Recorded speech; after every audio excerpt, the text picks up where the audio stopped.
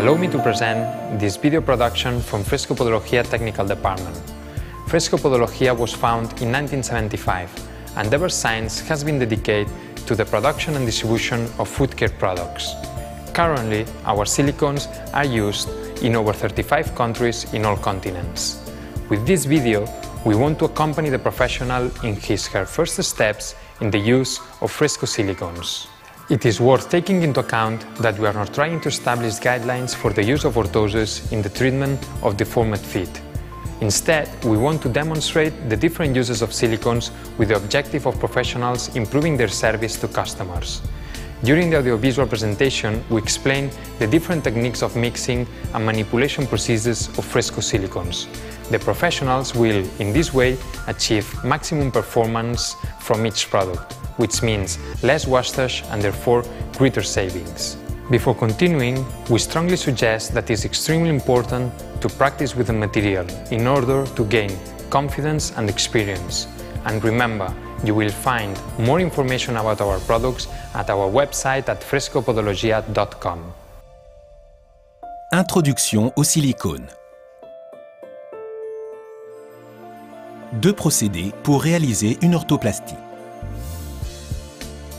Dans la gamme des silicones Fresco, on trouve deux manières différentes de manipuler la silicone selon le type de silicone utilisé. Les silicones bicomposants 1+1 duo et les silicones de polycondensation via catalyseur. L'utilisation de la balance. Fresco conseille tout particulièrement d'utiliser une balance pour les raisons suivantes. Notre expérience et l'utilisation de la balance nous permettront de savoir quelle est la quantité de silicone dont nous aurons besoin pour réaliser chaque type d'orthoplastie. Il est aussi très important de connaître le poids de l'orthoplastie pour calculer la quantité de catalyseur qu'il faut utiliser dans chaque cas. Après avoir terminé l'orthoplastie, nous pourrons noter dans le dossier de chaque client la quantité de silicone et de catalyseur employés. En outre, l'utilisation de la balance offre d'autres avantages tels que une économie de silicone, une réduction du nombre d'erreurs, une démarche plus professionnelle. En effet, si quelques mois plus tard un client nous demande de lui confectionner à nouveau la même orthoplastie, il suffira de consulter son dossier pour savoir exactement quelle est la quantité de silicone et de catalyseur utilisés. Choisir la rigidité de la silicone. Les silicones Fresco sont divisés en trois grandes catégories, souple, semi-rigide et rigide. En fonction du type d'orthoplastie à réaliser, on aura besoin de types différents. Voyons à présent à quoi sert chaque type. Les silicones souples sont les plus fréquemment utilisés par les podologues. Elles sont essentiellement utilisées pour confectionner des orthoplasties qui apportent un plus de confort, qui réduisent la douleur ainsi que les hyperpressions lors de la marche. Les silicones souples sont idéales pour traiter les pieds des patients diabétiques, des patients âgés et des personnes sédentaires à mobilité réduite. Étant donné qu'elles sont souples et élastiques, ces silicones épousent parfaitement le pied, apportant ainsi confort et commodité. Les silicones semi-rigides se situent à mi-chemin entre les silicones rigides et les silicones souples. On les utilise aussi bien pour corriger que pour redistribuer de fortes pressions, ce qui permet de soulager la douleur. Les silicones semi-rigides combinent à la fois durabilité et confort. Les silicones rigides sont habituellement utilisés pour corriger la position des orteils ou pour diminuer les pressions plantaires chez les patients en surpoids. Elles sont idéales pour les enfants, les adolescents et les sportifs. Tant les silicones semi-rigides, tels que la Silicona Fresco et Duo 10, que les silicones rigides, Duo 30, 1400 et Orthésil, peuvent être travaillés au micromoteur, ce qui permet de leur donner une meilleure finition et d'éliminer mécaniquement les surplus. On peut utiliser les fraises en papier de verre fin ou tout autre type de fraiseuse. Pour les silicones liquides ou souples, il est déconseillé, vu leur consistance, d'utiliser des fraises pour éliminer les surplus ou les limer. Dès que l'on a choisi la rigidité nécessaire, on analysera les deux types de silicone avec lesquels on peut confectionner l'orthoplastie. Confection d'orthoplastie à l'aide de silicones bicomposants de type duo. Les silicones 1+1 sont parfaites pour commencer à confectionner des orthoplasties car elles sont faciles à travailler. On peut utiliser la technique suivante aussi bien pour la silicone Duo 10 que pour la silicone Duo 30. On confectionne une orthoplastie en silicone duo en 3 étapes. Tout d'abord, à l'aide de la balance, on pèse la quantité de silicone à utiliser. On pèse la même quantité de silicone A que de silicone B. Ensuite, on mélange les deux pâtes jusqu'à ce que l'on obtienne une pâte de couleur homogène. Ce processus durera de 30 à 45 secondes. Cette étape est très importante pour obtenir un bon résultat final. Le malaxage doit toujours se faire énergiquement afin de garantir l'intégration correcte des deux pâtes.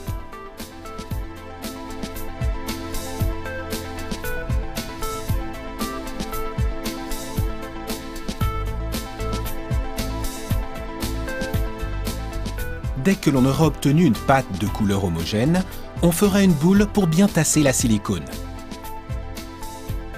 C'est très important pour éviter l'apparition de fissures intérieures au niveau de la pièce une fois finie. Après avoir fait la boule, la pâte sera prête à être posée sur le pied et l'on pourra lui donner la forme souhaitée. La mise en place doit se faire par mouvements doux et délicats afin de ne pas laisser trop de marques sur la pièce et d'éviter de laisser des empreintes sur la surface.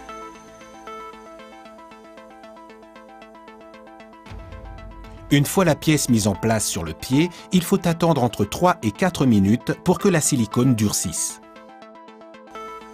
Pour obtenir une finition parfaite, nous conseillons de frotter délicatement la surface de l'orthoplastie avec une crème hydratante pendant la phase de séchage, car elle éliminera les empreintes et lui donnera un aspect doux et brillant.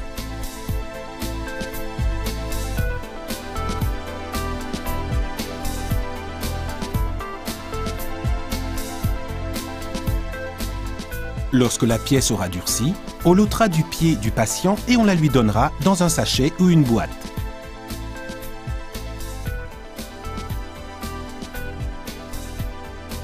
Il est conseillé de laisser passer un délai de 24 heures avant d'utiliser l'orthoplastie.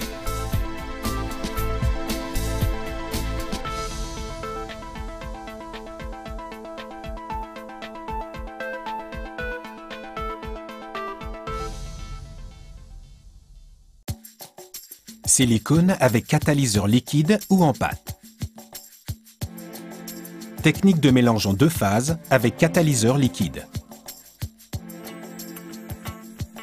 On trempe les doigts dans la silicone avant de la manipuler et on prend la quantité nécessaire de silicone que l'on a choisi, dans ce cas, blanc rosé, pour confectionner l'orthoplastie. On pèse la quantité de silicone que l'on va utiliser à l'aide de la balance, à savoir 5 grammes pour notre exemple. Il est conseillé de la malaxer un peu avant d'ajouter le catalyseur. De cette façon, la silicone aura un aspect plus homogène avant de confectionner l'orthoplastie. Ensuite, on la dépose sur les doigts et on fait un petit creux pour y verser le catalyseur. Pour une quantité de 5 grammes, on va utiliser 5 gouttes de Reactol, en 2 temps.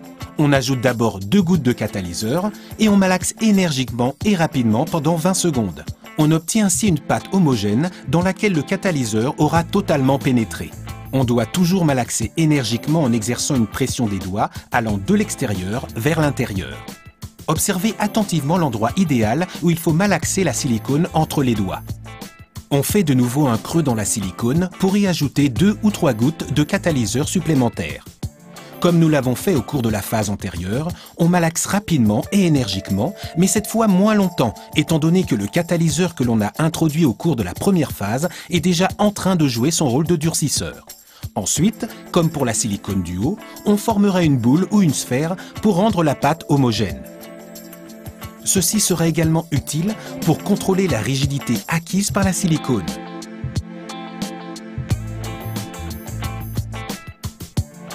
Lorsque l'on sent que la sphère a acquis la consistance optimale, on la pose sur le pied et on la moule délicatement afin d'obtenir la forme souhaitée. On obtiendra ainsi une orthoplastie très confortable pour le patient, tout particulièrement pour les personnes âgées. Après ce processus, on attend environ 8 ou 10 minutes pour que la silicone acquiert toute son élasticité et sa spongiosité. Cette technique de malaxage, où l'on ajoute le catalyseur liquide en 2 temps, réduit ainsi la quantité de catalyseur à utiliser et augmente le temps de malaxage afin d'obtenir l'élasticité et la spongiosité que l'on souhaite donner à l'orthoplastie. Il est très important de respecter les quantités de catalyseur et les temps de malaxage.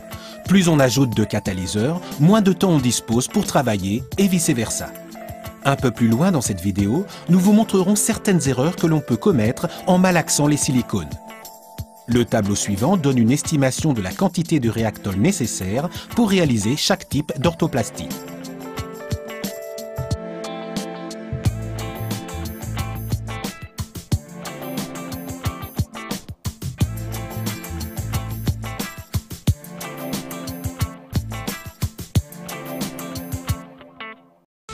Malaxage avec un catalyseur en pâte. Le catalyseur en pâte est plus concentré et durcit plus rapidement. Voilà pourquoi il faut faire attention à la quantité utilisée pour éviter que l'orthoplastie finale ne soit cassante ou qu'elle n'ait pas de consistance. C'est pourquoi le malaxage ne peut être fait en deux temps comme dans le cas antérieur. On pèse la quantité de silicone que l'on va utiliser. Dans notre exemple, 5 grammes. Dans ce cas, on utilisera une ligne de catalyseur de 2 cm de long au centre de la pâte. On malaxe énergiquement et rapidement jusqu'à ce que le catalyseur pénètre bien et que la couleur du mélange soit homogène. À l'aide de la silicone, on ramasse les restes de catalyseur qui restent sur les mains.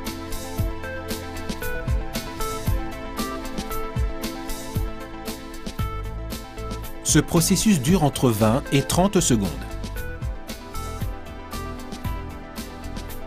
Comme auparavant, on fait une boule avec les mains avant de la poser sur le pied afin d'éviter des fissures ultérieures et pour contrôler la rigidité de la silicone.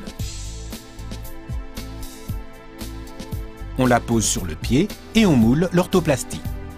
Même si on utilise un type de silicone identique, les orthoplasties faites avec un catalyseur en pâte seront toujours un peu moins rigides que celles réalisées à l'aide d'un catalyseur liquide.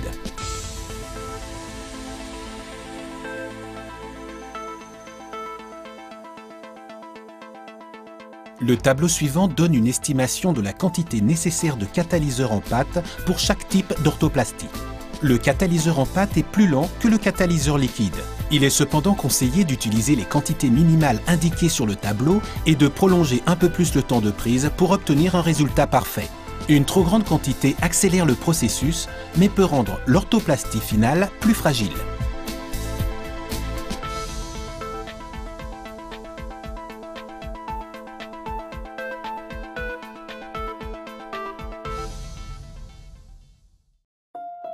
Astuces et conseils. Quand on manipule les silicones, il est important d'avoir tout le matériel nécessaire à portée de main, car une fois que le processus est enclenché, il ne peut pas être interrompu. Il est indispensable que la spatule ou d'autres outils, ainsi que le plan de travail, soient toujours parfaitement propres. On peut facilement nettoyer les restes de silicone d'une orthoplastie antérieure à l'aide d'huile de silicone. Ensuite, il faut rincer avec de l'eau savonneuse et sécher. Indépendamment du type de silicone employé, il est important de bien apprendre à poser les mains au moment de faire la boule et de sentir le moment où la silicone commence à prendre, car si l'on continue à tasser la pâte, on risque de rater l'orthoplastie. Pour obtenir une finition parfaite, pendant que la pièce durcit sur le pied du patient, on peut frotter délicatement la surface de l'orthoplastie avec de la crème hydratante, ce qui éliminera les empreintes éventuelles et permettra d'obtenir une finition douce et brillante. Il est important de rappeler que plus on ajoute de catalyseurs, moins de temps on a pour travailler l'orthoplastie. Nous conseillons d'employer une quantité plus petite et de prolonger ainsi le temps de malaxage. Mélange de deux types de silicone pour orthoplastie semi-rigide. Les silicones Fresco de polycondensation peuvent être mélangés les unes avec les autres pour obtenir des orthoplasties de rigidité intermédiaire. Dans cet exemple, on utilisera la blanc rosé et la silicone Fresco. On peut choisir un mélange 50-50 ou d'autres proportions différentes selon le résultat final que le professionnel souhaite obtenir. On prend la quantité souhaitée de chaque silicone et on la pèse sur la balance.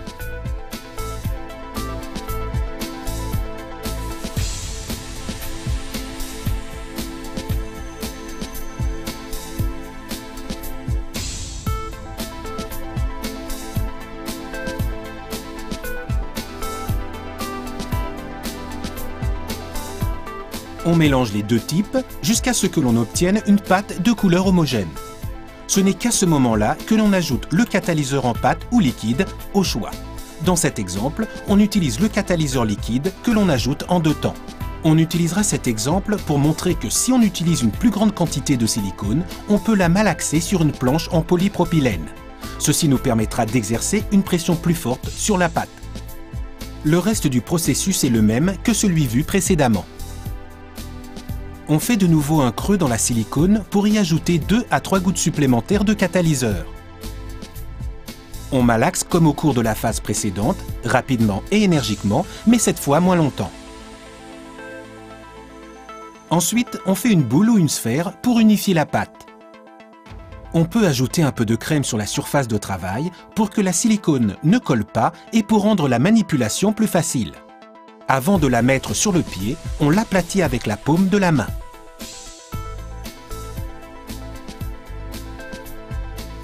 C'est toujours le professionnel qui choisira le type de silicone en fonction du cas face auquel il se trouve. Dans cet exemple, nous avons réalisé un protecteur métatarsal.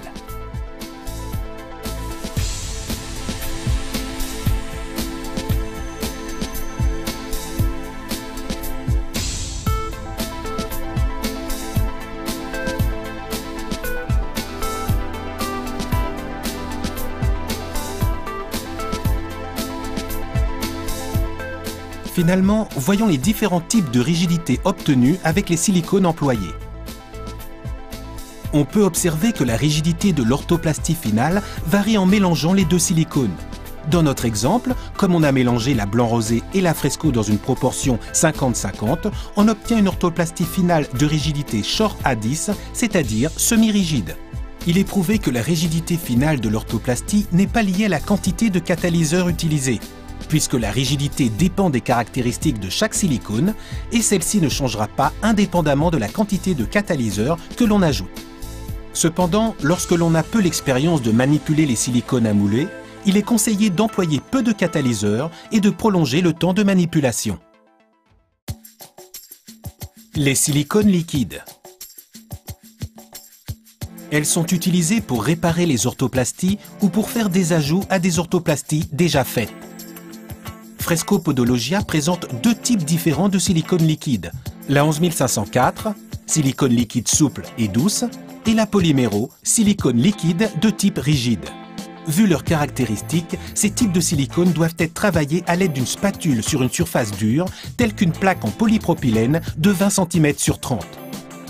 Il est très important d'avoir un récipient avec de l'eau savonneuse pour mouiller les mains et pour manipuler les silicones, étant donné qu'elles sont très adhérentes.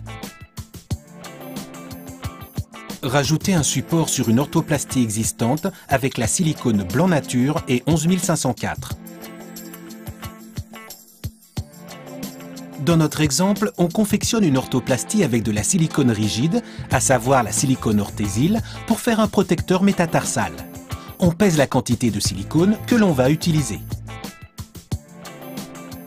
On utilise le catalyseur Reactol et on constate que l'on manipule la silicone orthésile de la même manière que dans les exemples antérieurs, dans lesquels on a utilisé le Reactol liquide, c'est-à-dire en ajoutant le catalyseur en 2 temps. On malaxe rapidement et énergiquement.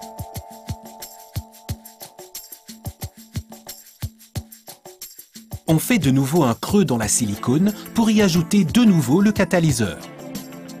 On malaxe une 2e fois, rapidement et énergiquement, pendant 20 secondes.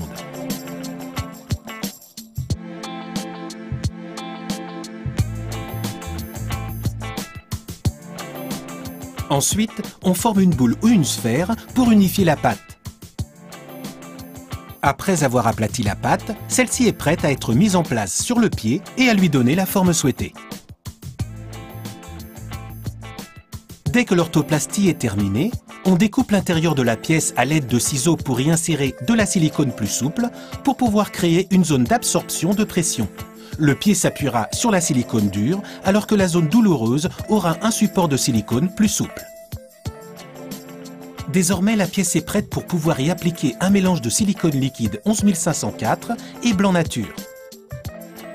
La quantité de 11504 à employer oscillera entre 25 et 50% selon l'adhérence que nous souhaitons donner à la pâte. Plus on mettra de 11504, plus la pâte sera adhérente et fluide. À l'aide de la spatule, on mélange les deux silicones sur le plan de travail afin d'obtenir une texture homogène.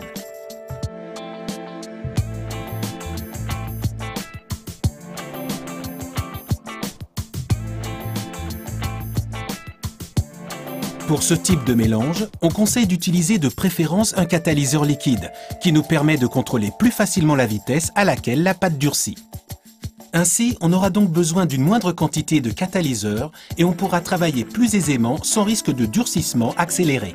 En utilisant moins de catalyseur, on aura plus de temps pour manipuler la silicone. Cette pâte est très adhérente et pour éviter qu'elle ne colle de trop aux doigts et pouvoir ainsi la travailler aisément durant le processus, on mouillera les doigts avec de l'eau savonneuse. On applique le mélange de silicone liquide sur la zone de l'orthoplastie afin d'obtenir les deux zones aux rigidités différentes.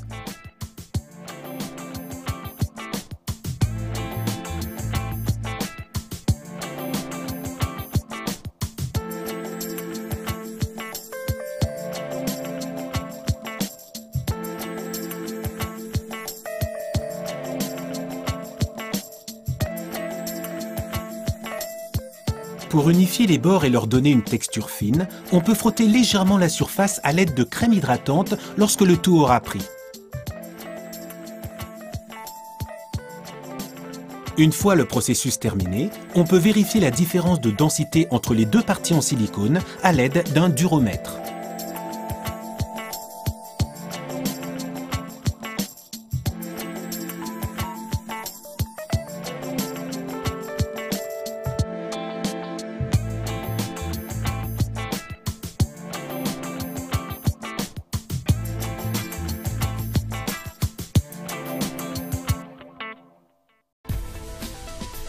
Réparer une orthoplastie usée avec Polyméro et blanc rosé.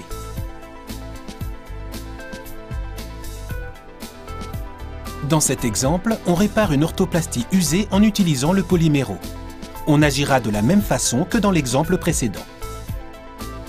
D'abord, on mélange les deux silicones dans une proportion qui oscille entre 25 et 50% de Polyméro selon l'adhérence que l'on veut donner à la pâte.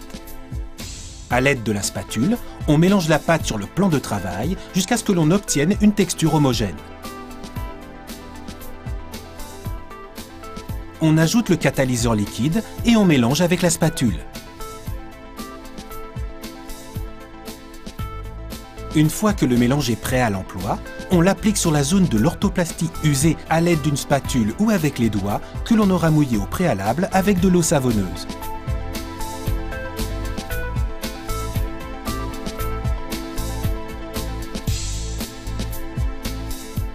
On conservera un échantillon test du mélange pour pouvoir contrôler le processus de durcissement pendant qu'il sera sur le pied du patient. Dès qu'il aura pris, on découpera les bords et les restes et on lui donnera sa forme définitive. N'oubliez pas qu'il faut travailler avec les mains mouillées à l'aide d'eau savonneuse pour éviter que le mélange ne colle trop aux doigts.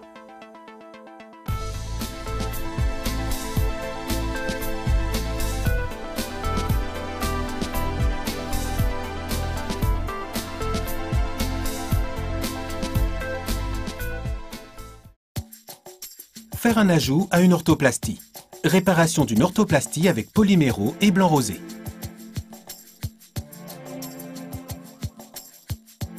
Dans cet exemple, on emploiera Polyméro et blanc rosé pour souder une orthoplastie. Avec la spatule, on mélangera les deux silicones sur le plan de travail afin d'obtenir une texture homogène.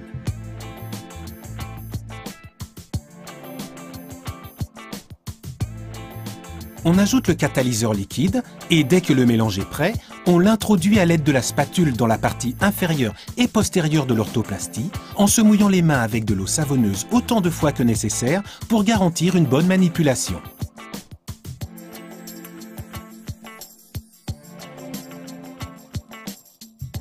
Pour une finition parfaite, frottez délicatement la surface de l'orthoplastie avec de la crème hydratante, car cela permettra d'effacer les empreintes et lui conférera un aspect doux et brillant. On attendra que la silicone ait acquis une certaine rigidité et on enveloppera le pied pour faire en sorte que l'ajout ait une forme anatomique.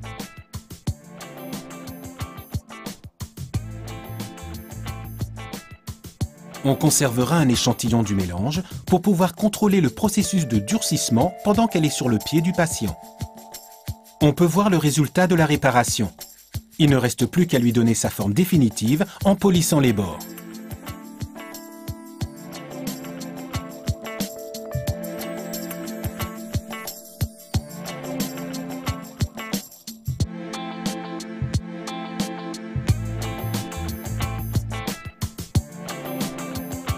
Faire un ajout sur une orthoplastie. Soudure de rigidité différente en utilisant la 11504 et la blanc rosé.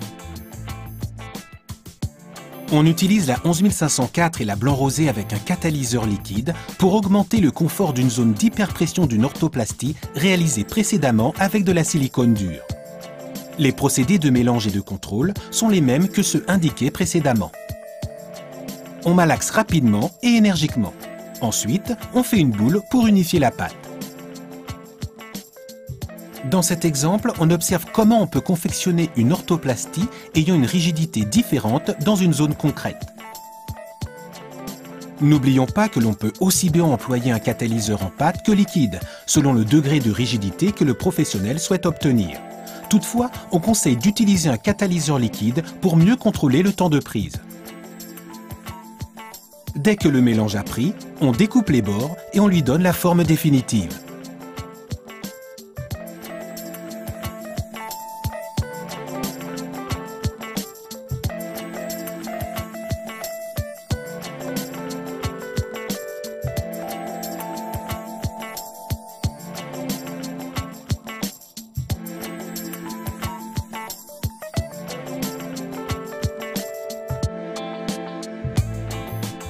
Les silicones Fresco peuvent aussi être mélangés à l'aide de lycra ou de bandages tubulaires pour obtenir des orthoplasties plus résistantes et très confortables. Confectionner une orthoplastie avec 11504, polyméro et bandages tubulaires en coton. On pose le bandage tubulaire sur le pied pour savoir quelle est la quantité à utiliser. On calculera la quantité de silicone à utiliser en fonction du bandage tubulaire nécessaire pour recouvrir la zone. Dans ce cas, il est aussi nécessaire de travailler sur une surface de polypropylène et avec une spatule. Dans cet exemple, on mélange le polyméro avec la silicone 11504.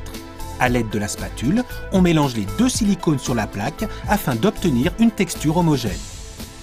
Puis on ajoute le catalyseur proportionnellement à la quantité de silicone. Si on n'est pas habitué à ce genre d'orthoplastie, il est important d'utiliser peu de catalyseurs, afin d'avoir plus de temps pour manipuler le tout et pour le moulage, même si l'orthoplastie met entre 10 et 15 minutes pour prendre.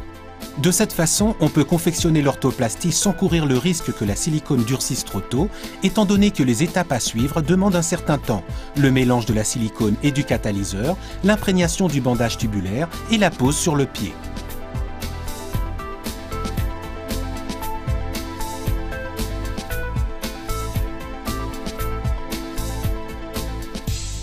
On peut se mouiller les doigts autant de fois que l'on veut pour manipuler correctement la silicone. On moule l'orthoplastie et on enveloppe le pied dans du film transparent ou dans un sac plastique. Dès que la silicone a pris, on doit enlever les surplus et polir les bords.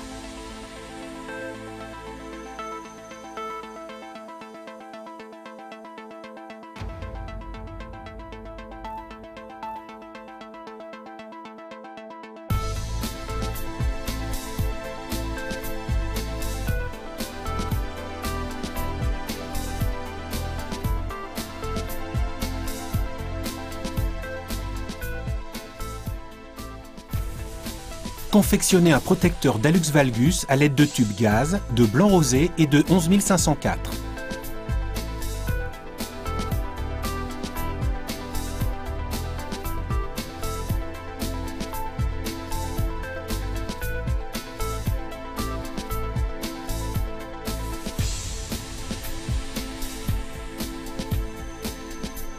Sur le pied, on calcule la longueur de gaz dont on aura besoin pour couvrir l'hallux valgus et on la fixe à l'aide de sparadrap. On calcule également la quantité nécessaire de blanc rosé en fonction de la taille de la gaze. On pèse la quantité de silicone pour savoir quelle est la quantité de catalyseur dont on a besoin.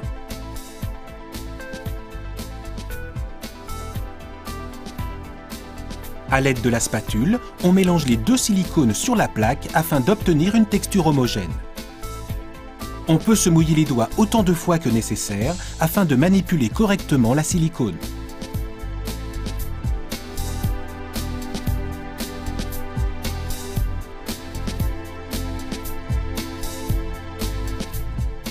Ensuite, on la pose sur les doigts et on fait un petit creux pour ajouter le catalyseur.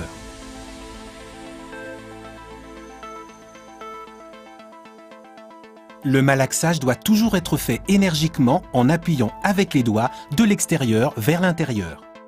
On refait un creux dans la silicone pour de nouveau y ajouter 2 à 3 gouttes de catalyseur. On mélange comme pour la phase précédente, rapidement et énergiquement, même si cette fois cela dure moins longtemps. On unifie la pâte en faisant une boule. Ensuite, on aplatit la boule de silicone et on la dépose sur le bandage tubulaire en lui donnant la forme souhaitée. Pour obtenir une finition parfaite, on conseille de frotter la surface de l'orthoplastie avec une crème hydratante lors de la phase de séchage, car cela permettra d'effacer les empreintes et ça lui donnera un aspect doux et brillant. Pour ce type d'orthoplastie, il faut la laisser sur le pied de 10 à 15 minutes avant de pouvoir l'enlever.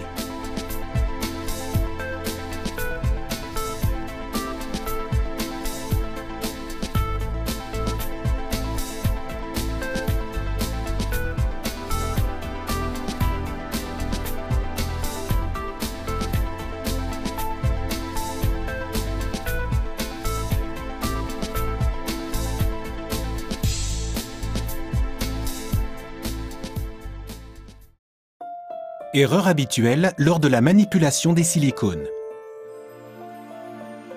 Si on utilise trop de catalyseur, si on malaxe la silicone trop longtemps ou si le malaxage n'est pas effectué correctement par manque de pression avec les doigts, la pâte durcit vite et on n'aura pas le temps de la mouler correctement sur le pied du patient. Voyons 2 exemples. Essayons de confectionner une orthoplastie en ajoutant trop de catalyseur. On malaxe trop longtemps dans la paume de la main en pensant que nous accélérerons ainsi le processus et que nous réussirons notre orthoplastie. Cependant, le résultat final n'est pas correct, car la silicone n'a ni la rigidité ni l'élasticité souhaitée. Ceci est dû au fait que l'excès de catalyseur peut produire un effet séparateur au niveau de la silicone. De même, si on utilise la bonne quantité de catalyseur mais que le malaxage n'est pas énergique et qu'il est trop court, on obtiendra une silicone sans consistance ni élasticité. Il est très important de faire attention à ne pas mettre les mains imprégnées de catalyseur dans le pot de silicone, ce qui la ferait réagir et l'endommagerait. On ne doit pas mettre la silicone sur le pied avant que celle-ci n'ait atteint une certaine rigidité, car les parois des orthoplasties seraient fines et sans consistance à cause de la pression que les doigts exercent sur elles. La présence de zones translucides au niveau de la paroi sont le signe d'une épaisseur insuffisante et d'un risque de rupture. Rappel. Lavez-vous les mains avant et après avoir fait une orthoplastie. Si votre température corporelle est élevée, il est fortement recommandé de se laver les mains à l'eau froide pour faire baisser la température. On pourra ainsi réduire le risque d'adhérence de la silicone. Employez la quantité adéquate de catalyseur. Il est préférable d'en mettre moins que d'en mettre trop. Malaxez correctement avec les doigts ou sur une plaque en polypropylène en respectant toujours les temps de malaxage. Faites toujours une boule avec la silicone pour l'unifier. Ceci vous aidera à contrôler sa rigidité initiale.